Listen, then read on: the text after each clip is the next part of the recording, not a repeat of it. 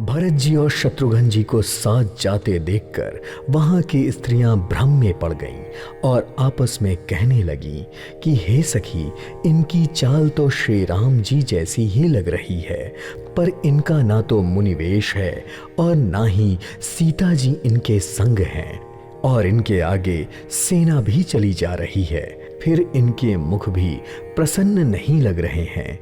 इनके मन में तो बहुत खेद प्रतीत हो रहा है। हे सखी, इसी कारण संदेह हो रहा है। उस स्त्री के तर्क में अन्य स्त्रियों को भी सत्यता लगी। फिर सब कहती हैं कि इसके समान चतुर कोई नहीं है, और उसकी सराहना करते हुए कहती है, तेरी वाणी सत्य है।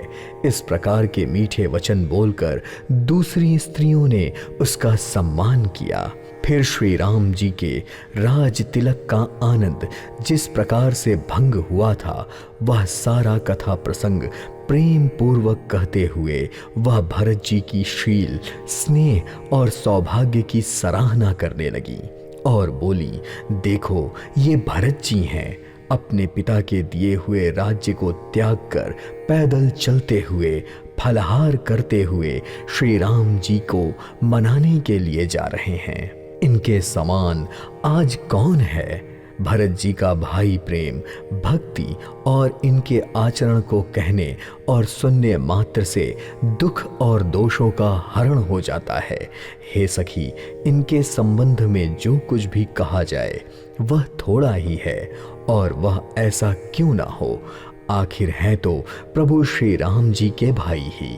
छोटे भाई शत्रुघ्न सहित भरत जी को देखकर आज हमारी भी गिनती बड़भागिनी स्त्रियों में आ गई। इस प्रकार भरत जी के गुणों को सुनकर और उनकी दशा देखकर स्त्रियां पछताती भी हैं और कहती हैं, भरत जी जैसे पुत्र कैकेयी जैसी माता के योग्य नहीं हैं।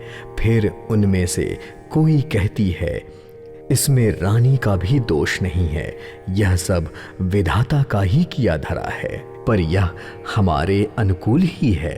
कहाँ हम लोग लोक और वेद दोनों की मर्यादा से हीन, कुल और करतूत दोनों से मलिन तुच्छ स्त्रियां हैं, जो जंगली प्रांत में बसती हैं, और स्त्रियों में भी हम नीच स्त्रियां हैं। हमें तो लगता है कि हमें किसी महान पुण्य का परिणाम स्वरूप ही इनका दर्शन मिल रहा है। ऐसा ही आनंद और आश्चर्य गांव-गांव में हो रहा था, जैसे मरुभूमि में कल्प वृक्ष उग आया हो। भरत जी का स्वरूप देखते ही रास्ते में चलने वाले लोगों के ऐसे ही भाग्य खुल जाते थे, मानो देव योग से सिंहल द्वीप में बसने वाले लोगों के लिए तीर्थराज प्रयाग के दर्शन सुलभ हो गए हों।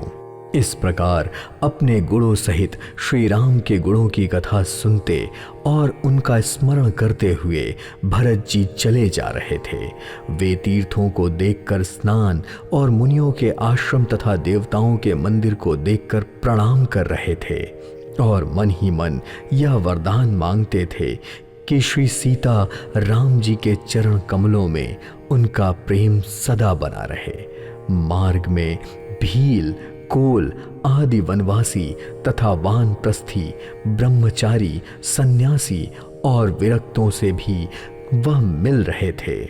उनमें से जिस से भी वह प्रणाम करके पूछते थे कि लक्ष्मण जी, श्री राम जी और जानकी जी किस वन में गए हैं, वे प्रभु श्री राम के सारे समाचार उन्हें बता देते थे, और वह भरत जी को देखकर अपने जन्म का फल पा जाते थे। जो कोई भी कहता था कि हमें उनको कुशल पूर्वक देखना है, तो वह उनको श्री राम के समान ही प्यारा लगने लगता, और इस प्रकार सबसे सुंदर वाणी से पूछते हुए और श्री राम के वनवास की कहानी सुनाते हुए वे चले जा रहे थे। फिर उस दिन वहीं ठहरकर दूसरे दिन प्रातःकाल ही श्री रघुनाथ जी का स्मरण करके वह फिर चल पड़े। साथ में चल रहे सब लोगों को भी भरत जी के समान ही श्री राम जी के दर्शन की लालसा लगी हुई थी। सबके साथ मंडल सूचक शकुन हो रहे थे। सुख देने वाले पुरुषों के दाहिने और स्त्रियों के बाएं नेत्र और भुजाएं फड़क रही थीं। सारे समाज सहित भरत जी उत्साहित हो रहे थे कि रामचंद्र जी से मिलेंगे और दुखों की यह अग्नि मिट जाएगी। जिसके जी में जैसा आ रहा था वह वैसा ही मनोरथ कर रहा था। सब स्नेह रूपी प्रेम में मत वाले चले जा रहे थे। उनके सारे अंग शिथिल हो रहे थे। रास्ते में चलते हुए पैर डगमगा रहे थे और प्रेम विह्वल होकर सब मीठे वचन बोल रहे थे कि तभी राम सखा निषाद राज ने उसी समय स्वाभाविक ही सुहावना पर्वत शिरोमणि दिखलाया, जिसके निकट ही पैस्वनी नदी के तट पर सीता जी समेत दोनों भाई निवास कर रहे हैं।